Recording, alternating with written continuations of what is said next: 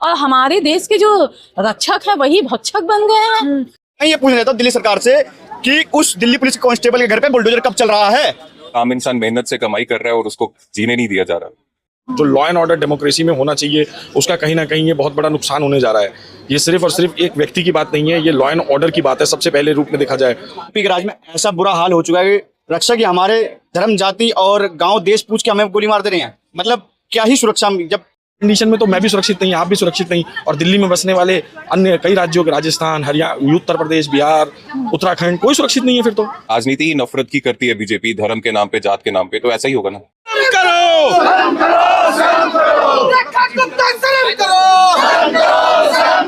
BJP होश में आओ, होश में आओ, होश में आओ, होश में तुमको आना होगा, आना होगा, आना होगा, वरना गद्दी छोड़ दो, छोड़ दो, छोड़ दो, वरना तुम्हारा इंसाफ दो, इंसाफ दो, इंसाफ दो। ये पांडव कुमार को गोली क्यों मारी? कुछ इसी सवाल की क्या कुछ कहना चाहेंगे? एक आम इंसान की जान गई है।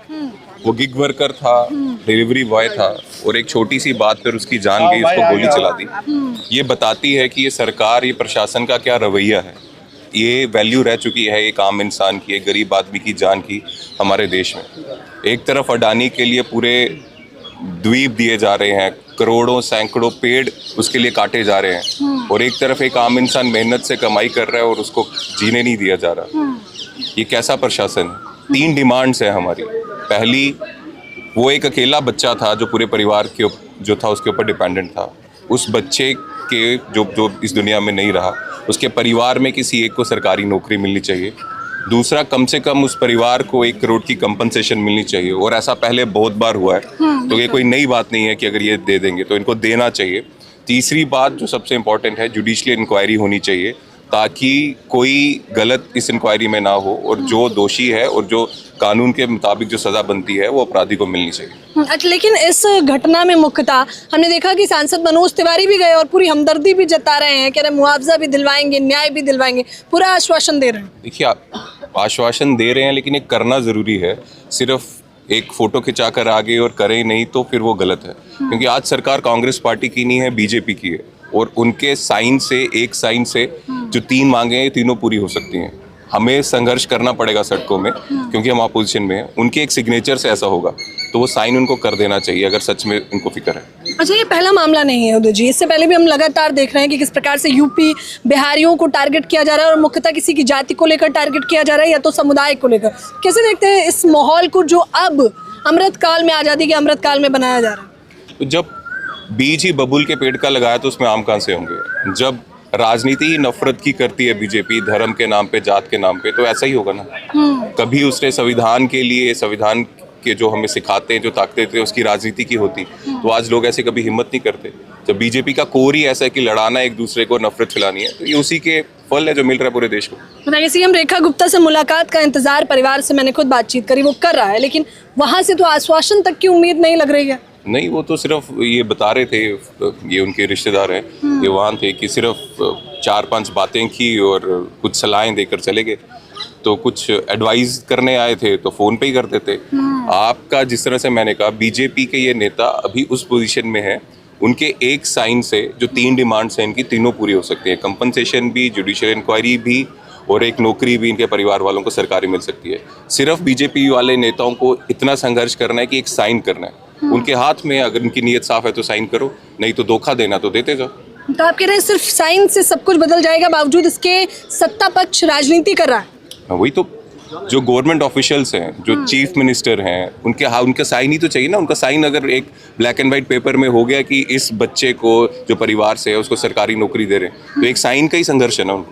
उनको हमारी तरह सड़कों पे आकर लोगों को जागरूक करने की जरूरत नहीं है। उनके पास आज पावर है, एक सिग्नेचर से जो ये मांगे हैं, तीनों मांगे पूरी कर सकते हैं। अब उनकी विल कितनी है, उनकी नीयत कितनी है, वो एक साइन करना चाहते हैं कि नहीं, वो उनके ऊपर है। लेकिन परिवार के लिए और ऐसे लोगों के साथ जो गलत होता है, हम तो संघर्ष करते रहेंगे, सड़कों में करेंगे, और जब समय आएगा, जब हमारा होगा, तो ऐसे लोगों के साथ इतना सड़कों में उनको आने की जरूरत नहीं पड़ेगी। जब कांग्रेस की सरकार होगी, अगर गलती प्रशासन से होती भी है तो इमीडिएटली उस पर करेक्टिव मेजर्स लिए जाए। आखिरी और सबसे अहम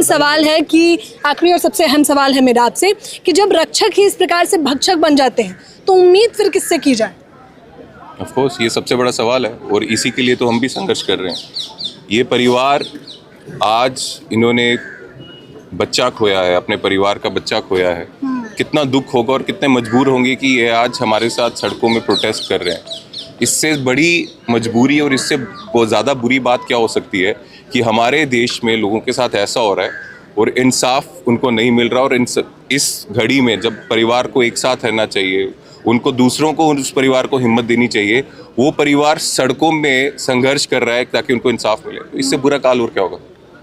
इससे बुरा काल और क्या होगा? सीधे तौर पर तस्वीरें आप लगातार देख सकते हैं, परिवार भी मौजूद हैं, मुख्यतः परिवार को भी देख सकते हैं और यहाँ पर जो कांग्रेस के कार्यकर्ता नेतागण हैं वो लोग भी मौजूद हैं और सीधे तौर पर कह रहे हैं कि इस पूरे मामले पर बीजेपी सिर्फ और सिर्फ राजनीति कर रही है, उससे ज़्यादा कुछ नहीं। आईवैसी के प्रेसिडेंट उदय भानु से हमारी सीधे बातचीत हुई है।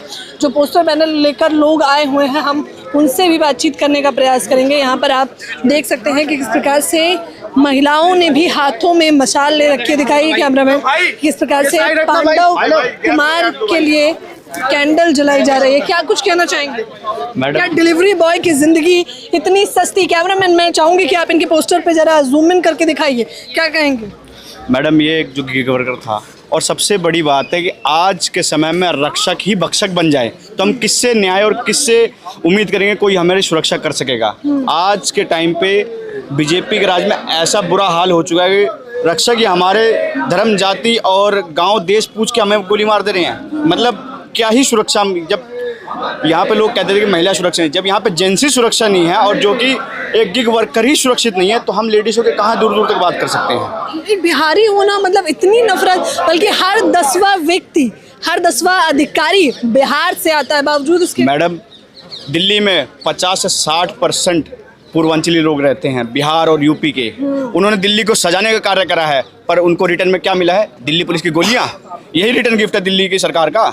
और अभी तक पिछले वाले उत्तम नगर कांड आप सबको याद होगा, तो उसमें हिंदू मुसलमान था, इसलिए उसमें बुलडोजर चल गया था। मैं ये पूछना चाहता हूँ दिल्ली सरकार से कि उस दिल्ली पुलिस के कांस्टेबल के घर पे बुलडोजर कब चल रहा है? और उन सभी आरएसएस के नेताओं से, बजरंग दल के नेताओं से कि वो सब कब जाके बैठेंगे उत्तम नगर में? मनोज तिवारी तो गए थे, देखा नहीं कैसे हमदर्द? मनोज तिवारी जी बीजेपी के प्रोडक्ट हैं, वो गए, पर उन्होंने अभी तक कार्रवाई बुलडोजर क्यों नहीं मांग करी? वो तो सरकार में है। मैं चाह रहा हूँ कि बुलडोजर कार्रवाई हो और ये दिखनी चाहिए लोगों को कि हाँ, दिल्ली सरकार किसी में भेदभाव नहीं करती। अब हम मानेंगे जब बुलडोजर कार्रवाई होगी। कह रहे हैं उत्तम नगर में जो हिंदू मुसलमान का एंगल किया गया था और वहाँ बुलडोजर चला गया, तो वो हमें पॉलिटिक्स समझ आ रही है। यहाँ पर बुलडोजर कब? देखिए, क्या बिहारी होना अब मौत की सजा बन चुका है? क्या कहना चाहेंगे? महिलाएं भी मैदान में उतरी हुई हैं। मैम, आपको तो ये बोल दूं कि बिहारी होना कोई एक गुनाह नहीं है, लेकिन आप उस माँ बाप से पूछिए जो उनके फूफा जी आए हैं और वो अभी बयान दिए, 60 साल 65 साल के उनके मम्मी पापा हैं, उनका क्या हाल होगा? वो अपने घर का एक लौता बेटा था, एक लौता संतान था, यानी जो कमाता था, उनकी क्या परिस्थिति है? जो अपना परिवार चलाता था, अब वो क्या करेंगे? उनके यहाँ का एक ऐसा व्यक्ति जा चुका है जो अपनी माँ बाप का सेवा करता था, अपने घर परिवार का भरण पोषण पालन करता था, और ये सरकार जो है वो एकदम शांत बैठी है और हमारे देश के जो रक्षक है वही भक्षक बन गए हैं। अच्छा, पूर्वांचली वोट बैंक साधने के लिए अमूमन सरकार गाना बजाना, नृत्य करना सब कुछ कर लेती है। हमने तो देखा ही है बिहार चुनाव में, मारब पीएम मोदी कहते हैं मारब सिक्सर के छा गोली छाती माँ। तो मैम, उनका काम ही वही है कि जब उनका काम रहता है तो वो कुछ भी कर लेती है, ये है। और बात ये है मैम कि जब से बीजेपी की सरकार आई है, आप देख रहे हैं कि देश की दुर्दशा बन चुकी है, हमारा देश बिक चुका है। अब तो पहले महिलाएं तो सुरक्षित थी ही नहीं, लेकिन अब ये है कि अब हमारे देश में आदमी जिन्हें मर्द जात बोला जाता है वो तक की सुरक्षित नहीं है। मैं तो यही मांग करूंगी कि उनके घर वालों को 1 से 2 करोड़ रुपए दिया जाए, उनके घर में सरकारी नौकरी दिया जाए और उनको एक घर दिया जाए। वो चीज़ दो, क्योंकि उनका जो बेटा था, अपने घर का लौता संतान था, वो भरण पोषण करता था। और ये जो बिहारी है मैम, ये जो हिंदू मुस्लिम सिख ईसाई जो है ना, ऐसा ये जो बीजेपी कर रही है ना, एक प्रोपोगंडा चला रही है कि हम हिंदू, आजकल हिंदू बोलता है हम क्या सुरक्षित हैं? हम बिल्कुल भी सुरक्षित नहीं हैं। पहले बोलते थे मुस्लिम सुरक्षित है इस देश में, मुस्लिम सुरक्षित नहीं है। पहले बोलते थे क्रिश्चियन मुसलमान, क्रिश्चियन नहीं, अब तो बिहारी पे आ गया, हिंदू है ना, अब वो भी नहीं है। कह रही है कि हिंदू मुसलमान की राजनीति शुरू हुई थी और ये चलते चलते हिंदुओं में फूट डालना और फिर अब तो बिहारी देख के टारगेट किया जा रहा है। ये पोस्टर देखिए, जस्टिस फॉर बिहार, पांडव कुमार, ये वही 21 साल का पांडव कुमार है जो अब इस दुनिया में नहीं है, जिनके लिए पूरा कैंडल मार्च निकाला जा रहा है। क्या कुछ कहना चाहेंगे? मैडम देखिए, ये तो सबसे बहुत शर्मनाक बात है कि व्यक्ति को उसके नाम से, उसके क्षेत्र से, उसके धर्म से और उसकी जाति को देख करके टारगेट किया जा रहा है। ये अपने आप में मतलब समझिए कि आने वाले दिनों में ये निमंत्रण दे रहा है किसी भी आदमी को मारने का। जो लॉ एंड ऑर्डर डेमोक्रेसी में होना चाहिए उसका कहीं ना कहीं ये बहुत बड़ा नुकसान होने जा रहा है। ये सिर्फ और सिर्फ एक व्यक्ति की बात नहीं है, ये लॉ एंड ऑर्डर की बात है सबसे पहले रूप में देखा जाए। और जब देखा जाता है कि भाई रक्षक ही भक्षक बन जाए, तो ये वो स्थिति आ गई है जब दिल्ली पुलिस के एक व्यक्ति ने, जो अपने आप को पता नहीं कौन सी सुप्रीमेसी उसके दिमाग में घुस गई थी कि वो पता नहीं कौन सी कम्युनिटी का था या पता नहीं कौन से क्षेत्र का था, जो उसके दिमाग में इतनी गर्मी थी कि वो ये कहना चाह रहा था कि बेसिकली आप अगर कोई भी व्यक्ति है, किसी भी क्षेत्र या किसी भी धर्म या किसी जाति के हैं, तो आप मेरे से इन्फीरियर हैं और उसको मैं मार सकता हूं, और उसने वो पूरा कृत्य किया। ऐसी कंडीशन ये जो स्टेट के अंदर हो गई है, ये बहुत सोचने और गंभीरता से विचार करने की स्थिति आ चुकी है। अच्छा, परिवार ने बयान दिया है कि वो जो हेड कांस्टेबल जिसका नाम नीरज बताया जा रहा है, हाँ, तो वो मुख्यतः कहता है कि दिल्ली में आके बिहारियों ने कब्जा जमा रखा है। हालांकि वो एक शब्द का इस्तेमाल भी अगर मैं आपको रियलिटी बताऊं तो अगर इस धरती जहां आप खड़ी हैं, इस धरती की एक एक ईंट जो लगाई गई है वो पूर्वांचल और बिहारी कम्युनिटी के द्वारा लगाई गई है, और उनमें और लोगों ने भी साथ दिया है, पर पूर्वांचल और बिहार के लोगों ने मुख्यतः इस पूरी दिल्ली को बनाने में बहुत काम दिया है। और रही बात पूर्वांचलियों की, तो आदरणीय शीला दीक्षित जी को याद करना चाहूँगा। आदरणीय शीला दीक्षित जी कहीं ना कहीं पूर्वांचल से ही आती थी और उन्होंने दिल्ली को बनाने का काम किया था। ये जो दिल्ली आज हम देख पा रहे हैं, इनमें जितने भी फ्लाईओवर देख पा रहे हैं, ये किसी ना किसी एक बिहारी और पूर्वांचल की ही देन है। तो क्या चाहते हैं आप इस पूरे मामले को लेकर? आप देखिए, दिल्ली पुलिस का या फिर किसी भी गवर्नमेंट एजेंसी का एक छोटा सा प्रोविजन है, एक्स ग्रेशिया अमाउंट दिया जाता है इन केस अगर वो व्यक्ति ड्यूटी पे हो और उसकी अगर डेथ हो जाती है। तो स्टेट की रिस्पॉन्सिबिलिटी है, क्योंकि कॉन्स्टिट्यूशन स्टेट को रिस्पॉन्सिबल करता है कि सिटीजन की रिस्पॉन्सिबिलिटी लेनी चाहिए। ऐसी कंडीशन में मेरे ख्याल से उस फैमिली को फाइनेंशियल असिस्टेंस भी मिलनी चाहिए, और फाइनेंशियल असिस्टेंस के साथ साथ उसको और उसकी फैमिली को ये एश्योरेंस और बिहारियों को प्रॉपर एश्योर्ड करना चाहिए गवर्नमेंट को कि गवर्नमेंट जो है वो पूर्वांचलियों के साथ है, चाहे वो रेखा गवर्नमेंट हो, चाहे वो कांग्रेस गवर्नमेंट हो, चाहे वो आम आदमी पार्टी गवर्नमेंट हो। ये बेसिकली राजनीति का मुद्दा नहीं है, ये बेसिकली अस्मिता का मुद्दा है, ये व्यक्ति के पहचान का मुद्दा है। और ये पहचान का ही मुद्दा अगर जीरो हो जाएगा तो फिर तो अगर मैं भी मान के चलिए अगर बिहार से हूँ और पूर्वांचल से हूँ, तो मुझे भी कल पैक करके अपना सामान अपने परिवार के साथ बाहर जाना पड़ेगा, क्योंकि यहाँ पर कोई एक बलहारा बेवकूफ़ बलहारा घूम रहा है जो लोगों को आइडेंटिफाई कर रहा है कि आप कौन सी कम्युनिटी के हैं, कौन से क्षेत्र के हैं।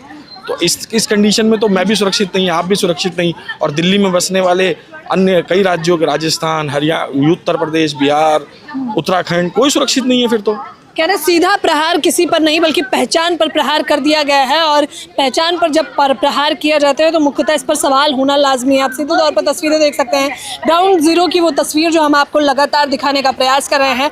पांडव कुमार भले ही अब इस दुनिया में ना हो, लेकिन राजनीतिक गलियारों में इसको लेकर हलचल तेज हो गई। तमाम पार्टियां अपने अपने तरीके से राजनीतिक रोटियां सेक रही हैं। अब देखना होगा कि पांडव कुमार को न्याय मिलेगा या नहीं। पर फिलहाल इस खबर के बारे में, चर्चा के बारे में आप लोग मुझे अपनी राय जरूर दें। कैमरामैन नावेद के साथ ज्योति यादव, हिंद समाचार।